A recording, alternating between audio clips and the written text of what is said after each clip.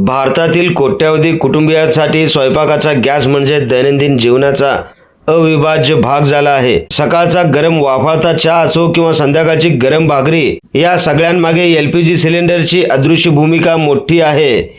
मात्र अलीकडे देशभरात गॅस टंचाईच्या चर्चेने नागरिकांमध्ये एक प्रकारची अस्वस्थता निर्माण झाली आहे।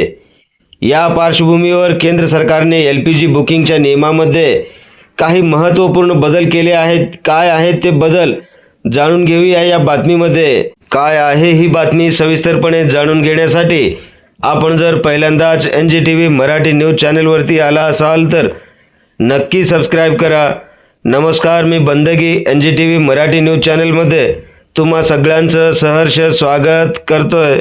घरगुती गॅस सिलेंडर वापरणाऱ्या कोट्यावधी सर्वसामान्यांसाठी आजची सर्वात मोठी बातमी आणि महत्त्वाची बातमी।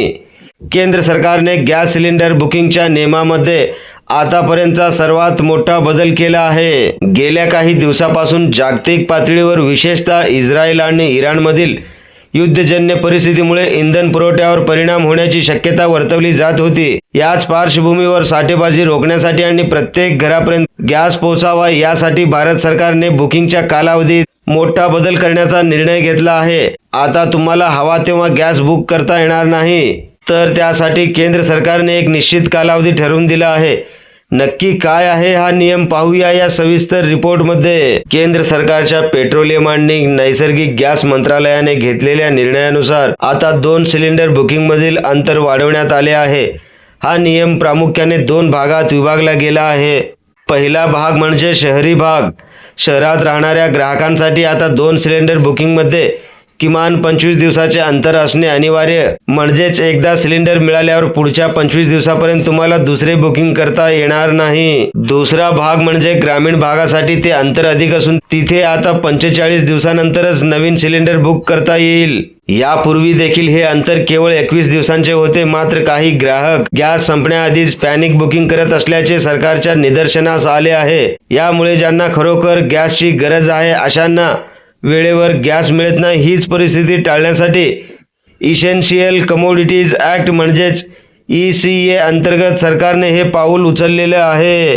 केवळ बुकिंगचा कालावधीच नाही तर वितरणाच्या प्रक्रियेमध्ये देखील पारदर्शकता आणण्यासाठी सरकारने 2 महत्त्वाच्या गोष्टी सक्तीच्या केल्या आहेत। ज्या ग्राहकांनी अद्याप आपले eKYC पूर्ण केलेले नाही त्यांना गॅस मिळवण्यात अडचणी येऊ शकतात। गॅस एजन्सी किंवा अधिकृत ॲपवरून ही प्रक्रिया पूर्ण करणे अनिवार्य आहे। Delivery authentication code. आता सिलेंडर तुमच्या घरी आल्यावर तुमच्या नोंदणीकृत मोबाईलवर एक OTP येईल। तो कोड डिलिव्हरी बॉयला दिल्याशिवाय तुमची डिलिव्हरी पूर्ण मानली जाणार नाही। यामुळे सिलेंडरच्या काळ्या बाजारात होणारी विक्री थांबण्यास मदत होणार आहे। तसेच ज्यांच्याकडे PNG गॅस कनेक्शन आहे अशा ग्राहकांना आता नवीन LPG सिलेंडर घेता येणार नाही किंवा रिफिलिंग करता येणार नाही असे निर्देश देण्यात आले आहेत। तर प्रेक्षकांनो, सरकारचा हा निर्णय साठेबाजी रोखण्यासाठी असला तरी गृहिणींचे बजेट आणि नियोजनावर याचा नक्कीच परिणाम होणार आहे। विशेषतः मोठ्या कुटुंबांना 25 ते 45 दिवसाच्या या नियमामुळे गॅस जपून वापरावा लागणार आहे। मात्र सरकारने स्पष्ट केले आहे की देशात गॅसचा तुटवडा नाही, फक्त वितरण व्यवस्था सुरळीत करण्यासाठी हे बदल केले आहेत। त्यामुळे नागरिकांनी घाबरून न जाता सहकार्य करावे। खरंच देशामध्ये गॅस तुटवडा झालेला आहे की नाही, तुम्हाला काय वाटतं ते कमेंटद्वारे सांगायला विसरू नका। गॅस पुरवठ्याबाबत सरकार कुठेतरी अपयशी ठरतं का हे देखील कमेंट बॉक्समध्ये सांगायला विसरू नका। तसेच अशाच प्रकारच्या रोखठोक बातम्या पाहण्यासाठी NGTV मराठी न्यूज चॅनलच्या सर्व सोशल मीडिया हँडल्सना आत्ताच लाईक करा, शेअर करा, कमेंट करा, सबस्क्राईब करा। सगळ्यात महत्त्वाचं म्हणजे बेल आयकॉन बटन दाबायला विसरू नका, जेणेकरून आपल्या भागातील देश-विदेशातील रोखठोक बातम्या सगळ्यात आधी आपल्यापर्यंत पोहोचवल्या जातील।